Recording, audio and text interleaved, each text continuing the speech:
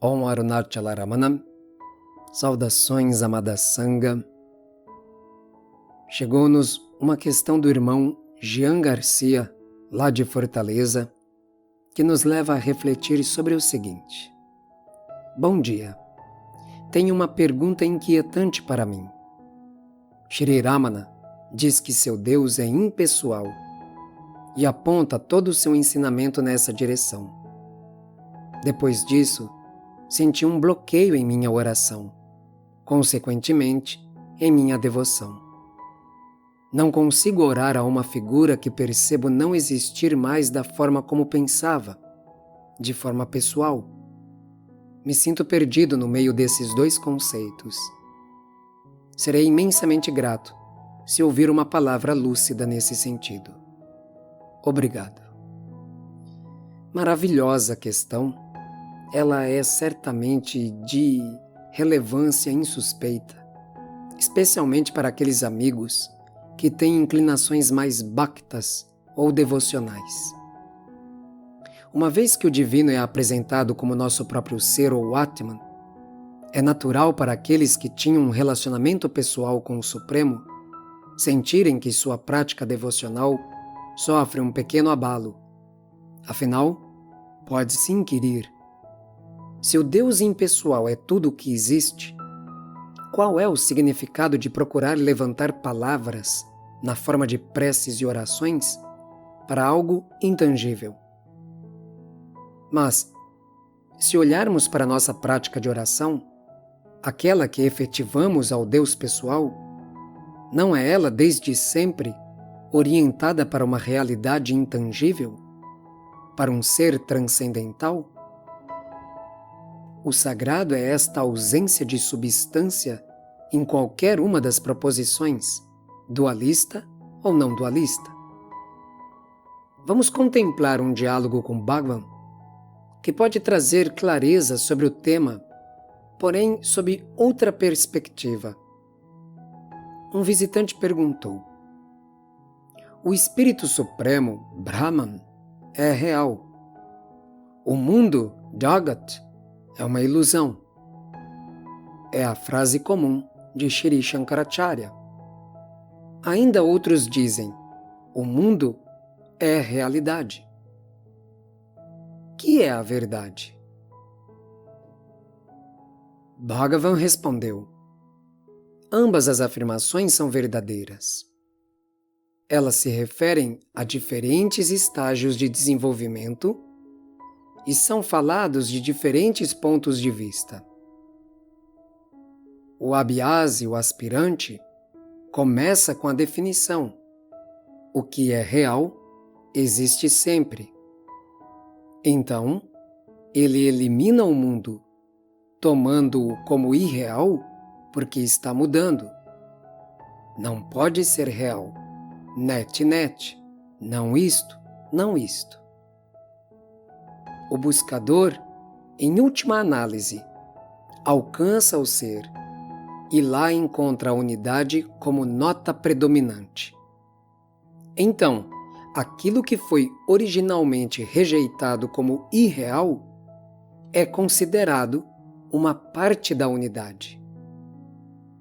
Estando absorvido na realidade, o mundo também é real. Existe apenas ser na autorrealização, e nada além de ser. Muito bem. Tomando este diálogo como base para nossa investigação sobre o Deus pessoal e o impessoal, podemos dizer que ambas as definições ou proposições estão corretas, são verdadeiras. Ishvara, que é tomado como o Deus pessoal, existe, tanto quanto o Atman existe. Enquanto não se evidencie a completa indistinção de um com o outro na gloriosa visão do Nirvikalpa, Ishvara prossegue um Deus pessoal. Depois do êxtase da unidade, Ishvara é ao mesmo tempo pessoal e impessoal. E numa compreensão ainda mais elevada, Não existe esta dicotomia de pessoal e impessoal, porque só há consciência. Portanto, estes diferentes pontos de vista são harmonizados e unificados pela compreensão da realidade que transcende o imanente e a própria ideia de transcendência. Em termos mais, digamos, poéticos e místicos, não é você quem ora para Deus, é Deus mesmo orando através de você.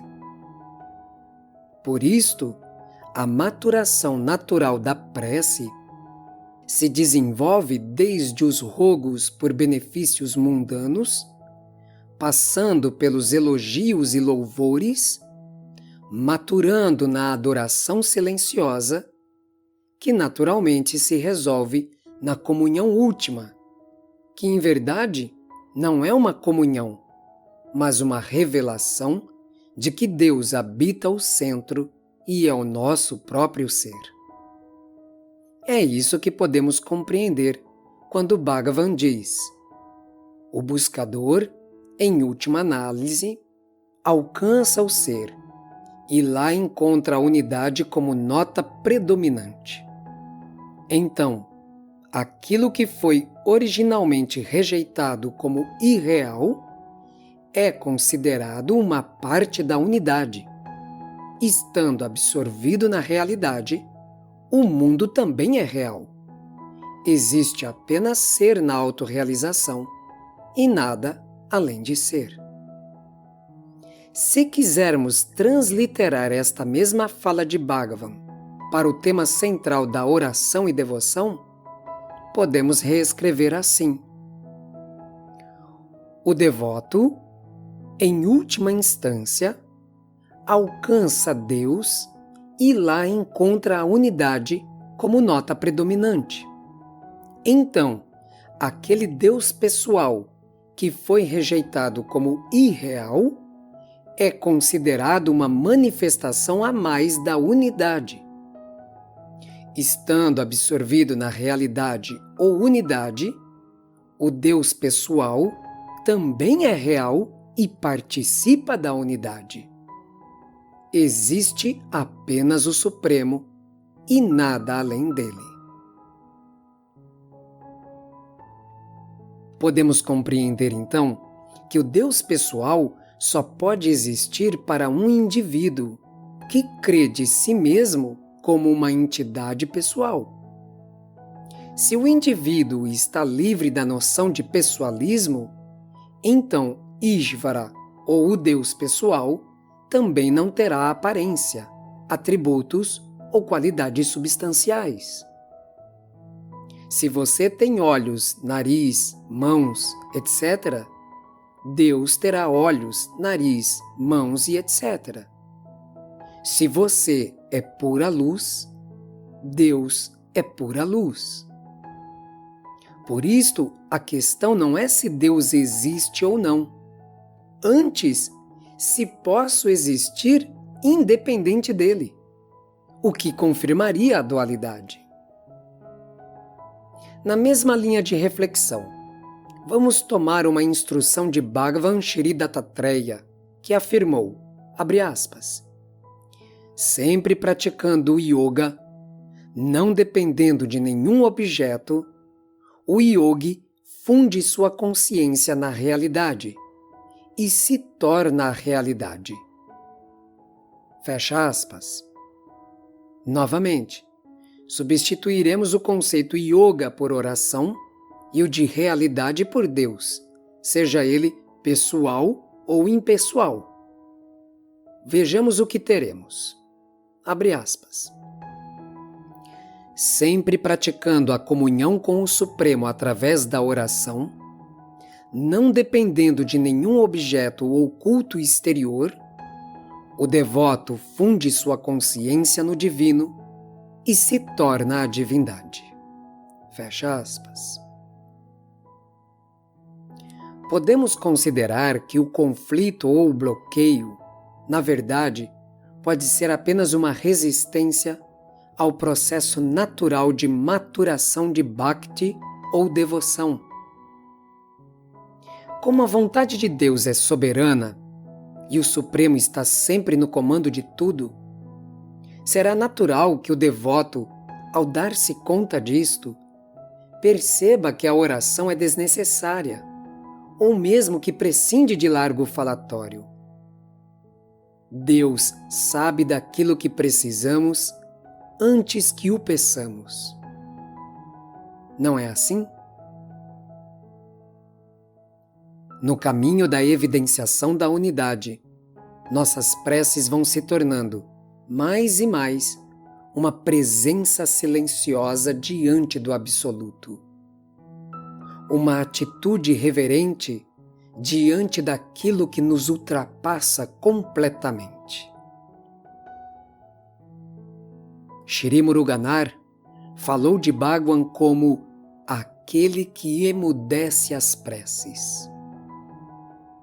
Nos ensinamentos do Maharishi, conseguimos entender perfeitamente o porquê Shri Muruganar afirma isto. Fala Bhagwan, abre aspas. Eles oram a Deus e terminam com seja feita a tua vontade. Se a vontade dele é feita, por que eles oram? É verdade que o divino prevalecerá em todos os momentos e sob todas as circunstâncias. Os indivíduos não podem agir por conta própria. Reconheça a força da vontade divina e fique quieto. Todo mundo é cuidado por Deus. Ele criou tudo. Você é apenas um entre 2.000 milhões. Quando Ele cuida de tantos, Ele o omitirá? Até o bom senso determina que se deve aceitar a vontade dele. Não há necessidade de comunicá-lo suas exigências. Ele mesmo as conhece e cuidará delas. Fecha aspas. Assim, podemos entender que o silêncio também é uma prece. Talvez a mais elevada forma de prece e rendição ao Supremo. Em outro diálogo, Bhagavan declarou, abre aspas, a ausência de pensamentos não significa um espaço em branco. Deve haver alguém para conhecer o espaço em branco. Conhecimento e ignorância são da mente, eles nascem da dualidade. Mas o ser está além do conhecimento e da ignorância, além de todo o pessoalismo e mesmo do impessoalismo. É a própria luz. Fecha aspas. Antes de encerrar as citações e considerações, gostaria de dizer que talvez não seja muito possível falar do tema sobre o Deus pessoal e a oração, ignorando que há muito de pessoal no assunto. Pergunto, mesmo sabendo que Deus é o meu próprio ser, é totalmente ilógico ou inútil orar para Deus em meu coração? Veja, Bhagavan orou em voz alta quando sua mãe estava muito enferma. Ele rogou a Arunachala Shiva que curasse sua mãe. Ele o fez diante dos devotos. Então, como eu poderia compreender a prece como uma total inutilidade? Se Deus ocupar seu pensamento dia e noite, se a prece for constante e o louvor for a vitalidade de seus dias, sempre recordando do nome e da glória do Supremo, contemplaremos a purificação da mentalidade. Este Shuddharmanas, ou mente pura, é vital para a liberação. O caminho da perfeição, tantas vezes, inicia-se com a prática singela de preces humildes, por vezes aprendida ali, no seio da família, e amadurece até as bodas místicas da paz e da unidade, por intermédio da recordação, do silêncio e da rendição.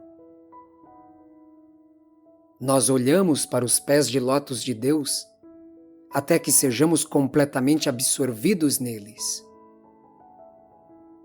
Saiba que, no que tange a Bhakti ou devoção, não importa se o escopo é Dvaita ou Advaita, dual ou não dual, pessoal ou impessoal. A praxis é a mesma. Entretanto, quando Deus, pessoal ou impessoal, emudecer suas preces, não resista ao desabrochar natural da adoração silenciosa. Avance até a consumação do amor. Recordamos o significado de nossa diária exaltação final. Om, eu me rendo completamente ao Divino Ramana, a luz em cada coração. Om Namo Bhagavate Shri Ramanaya.